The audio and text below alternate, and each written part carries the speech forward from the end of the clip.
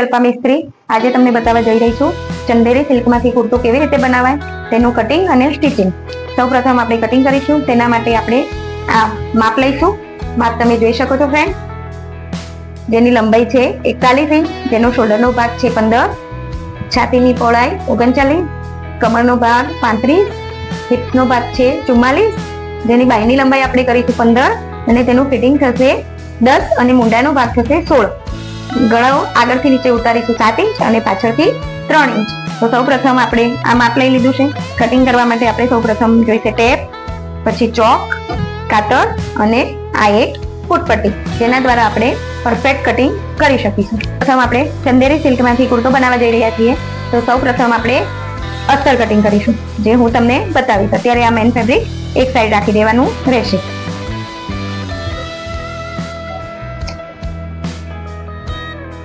આ અસ્તર મેં લીધું છે 2 મીટર, બરાબર.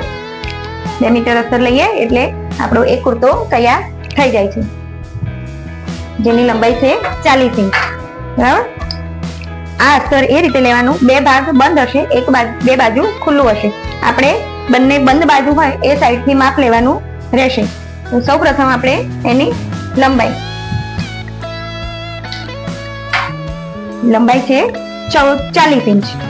આપણે કુર્તાની લંબાઈ કરવાની છે 41 ઇંચ. એટલે હંમેશા મિત્રો મેઇન ફેબ્રિક કરતા અસ્તર 2 ઇંચ ઓછું રાખવાનું, તો જ આપણું પરફેક્ટ બને. નહીતર અંદર બધું કપડું ભેગું થઈ જાય છે, જે પછી મજા આવે નહીં, એનું ફિનિશિંગ બરાબર બેસે નહીં. તો લંબાઈ આપણી થઈ ગઈ છે. હવે આપણે લઈશું શોલ્ડર. શોલ્ડર લેવાનું છે 15, તો 7.5 નિશાન કરીશું.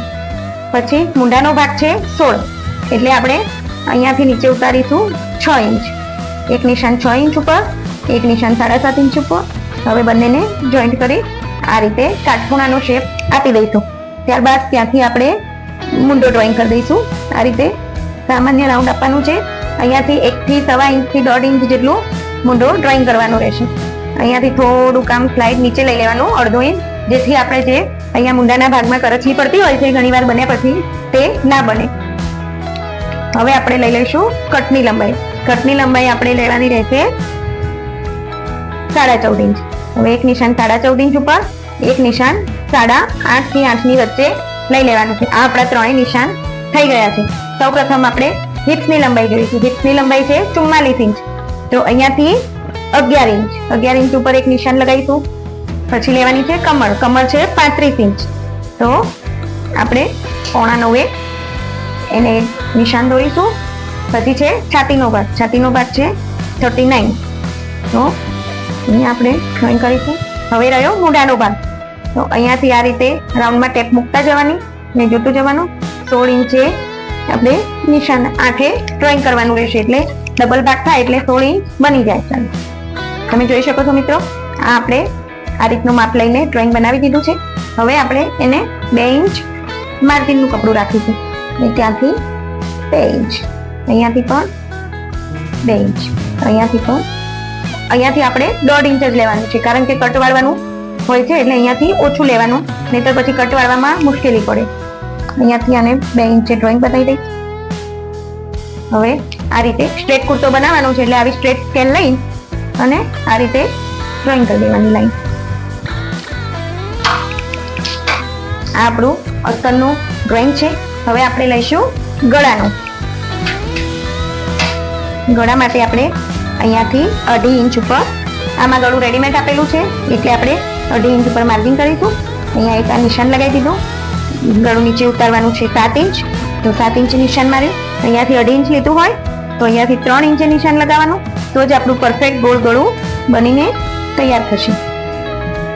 તમે જોઈ શકો છો, આવું એક સ્ક્વેર બનાવી લેવાનું છે. ત્યારબાદ અહીંયાથી થોડો રાઉન્ડ શેપ આપી દેવાનો. આપણું ગળું તૈયાર છે. પાછળનો ગળાનો ભાગ છે 3 ઇંચ. તો 3 ઇંચે માર્જિન લગાવી દેવાનું, સ્ક્વેર બનાવી દેવાનું. અહીંયાથી સામાન્ય રાઉન્ડ આપી દેવાનું.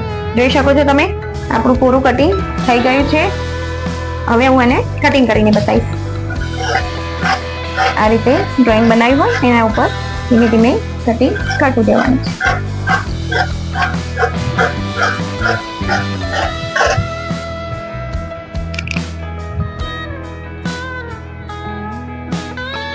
અહીંયાથી રાઉન્ડ શેપમાં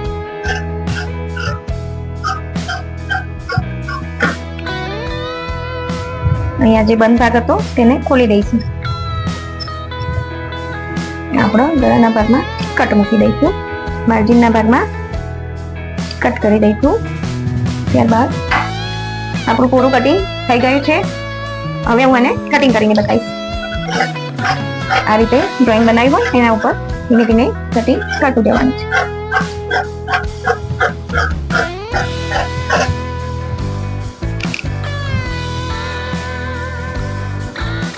અહીંયાથી રાઉન્ડ શેપમાં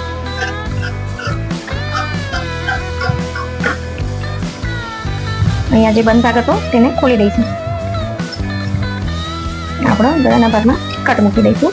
માર્જિનના ભાગમાં કટ કરી દઈશું. ત્યારબાદ પાછળના ભાગમાં પાછળનું ગળું ડ્રોઈંગ કરી દઈશું. થઈ ગયું છે. આગળનું ગળું અત્યારે આપણે કટ કરવાનું નથી, કારણ કે એના ગળા જે કપડાનું ગળું હોય છે એ બનાવેલું છે, એટલે આપણે એ સિલાઈ વખતે કટિંગ કરીશું. ત્યારબાદ આગળનો મોઢાનો ભાગ થોડો ડાઉન લેવાનો રહેશે, જેને આપણે આ રીતે માર્જિંગ કરીશું. 1.5 ઇંચ જેટલું ઓછું કરવાનું રહેશે. આગળના ભાગનું ફક્ત આગળનો ભાગ જ લેવાનો છે, પાછળ એમ રાખવાનું છે. આગળના ભાગને આ રીતે થોડો નીચે ઉતારીને કટ કરી લેવાનો રહેશે. આ છે આપણું મેન ફેબ્રિક. અસ્તરનું કટિંગ કરી લીધું છે.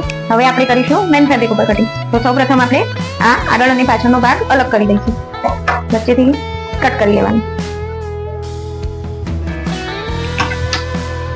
આપણે કટિંગ આપણો મેન ફેબ્રિક વચ્ચેથી આ રીતે ફોલ્ડ કરી દેવાનું છે ગળાના સેન્ટરમાંથી. બરાબર. ત્યારબાદ આપણે સૌપ્રથમ જે અસ્તરનો આગળનો ભાગ કટિંગ કર્યો હતો તે લઈ લઈશું. ઉપરથી તમે જોઈ શકો છો ગળાના વર્ગથી થોડું ઉપર રાખવાનું છે. બરાબર. આની ટોટલ લેન્થ આપણે 41 ઇંચ છે.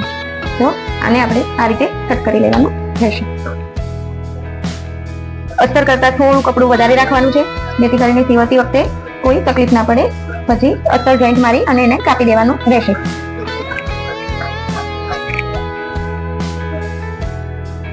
અહીંયા એક નાનું કટ લગાવી દેવાનું.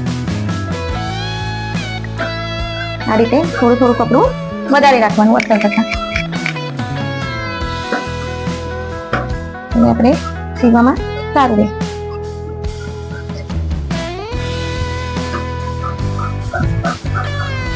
આપણું કટિંગ થઈ ગયું છે. તમે જોઈ શકો છો રીતે સીધું છે. હવે આ જ રીતે પાછળનો ભાગ, જે રીતે આપણે આગળનો ભાગ કટિંગ કર્યો હતો એ જ રીતે પાછળનો ભાગ એ જ રીતે કપડું રાખી અને કટિંગ કરી લેવાનું છે. પછી સિલાઈ કરી તે વખતે હું તમને બતાવીશ કે ગળાનો ભાગ કઈ રીતે કટ કરવો. હવે આવી બાયની વાત. આ કપડું વચ્ચે છે બાયનું. આપણે આમાંથી બનાવીશું સિમ્પલ લેસ.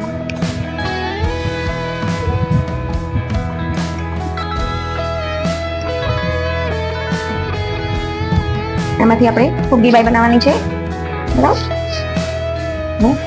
પ્રથમ આપણે ફુગ્ગી બાય બનાવવાની હોય એટલે પહેલા તો આપણે ચપટી લેવાની હોય છે, એ હું તમને સિલાઈ વખતે બતાવીશ. સૌપ્રથમ આપણે એની લંબાઈ અને મીટો લઈ લઈશું. લંબાઈ છે 15 ઇંચ. અહીંયાથી 15 ઇંચ. બરાબર. અહીંયા આપણે નિશાન કરવાનું રહેશે 15 ઇંચ. એવી જ રીતે આ બાજુથી 3 ઇંચ નીચે લેવાનું છે. અહીંયા 15 ઇંચ, 3 ઇંચ. આ રીતે આટલો ભાગ આપણે કાઢીશું ચપટી લેવા માટે. બરાબર. ત્યારબાદ અહીંયાથી હવે મોઢાનું ડ્રોઈંગ કરીશું. મોટો છે આપણો 16 ઇંચ, એટલે અહીંયા 16 ઇંચ આવી જશે, એટલે શેપ આપી દઈશું. અહીંયાથી સીધું રાખીશું. બરાબર. એટલે અહીંયાથી ચપટી લેવાશે, અહીંયાથી ચપટી લેવાશે. બાઈ ખૂબ સરસ બનીને તૈયાર થશે, જે હું તમને સિલાઈ કરતી વખતે બતાવીશ. આજે ઉપરથી લીધું છે એ જ રીતે આમ સીધી એક લાઈન બનાવવાની રહેશે. ત્યારબાદ આપણે નીચેનું માપનું કીધું. નીચેની બાયનું માપ છે 10. તો અહીંયા એક નિશાન કરીશું અને 2 ઇંચે માર્જિન. ત્યારબાદ આપણે આમ પટ્ટી સીધી મૂકી આ રીતે દોરી દેવાની રહેશે બંને બાજુથી. આ છે આપણી સ્લીવ. અહીંયા પણ ચપટી રહેશે, અહીંયા પણ ચપટી રહેશે. બહુ સરસ બાય બનીને તૈયાર થશે, જે હું તમને સીવતી વખતે બતાવીશ. તો તમે જોઈ શકો છો આપણું પરફેક્ટ બાય કટિંગ તૈયાર છે. આ સ્લીવનો ભાગ છે, આ પાછળનો ભાગ છે અને આ આગળનો ભાગ છે. હવે હું તમને સ્ટિચિંગ કરી બતાવીશ.